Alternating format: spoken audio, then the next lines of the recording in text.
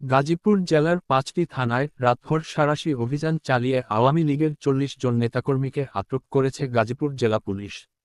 রবিবার গাজীপুর জেলা police super Chowdhury মো. Jaber Sadek BBC বাংলাকে এই তথ্য নিশ্চিত করেছেন।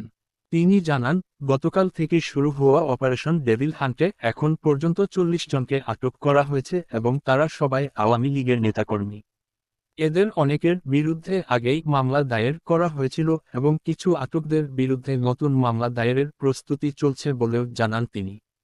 শুক্রবার রাতে গাজীপুরের সাবেক মন্ত্রী আ.ক.ম মোজাম্মেল হকের বাড়িতে শিক্ষার্থীদের ওপর সন্ত্রাসী হামলার ঘটনার পর অপারেশন ডেভিল হান্ট অভিযানের ঘোষণা দেয় স্বরাষ্ট্র মন্ত্রণালয়।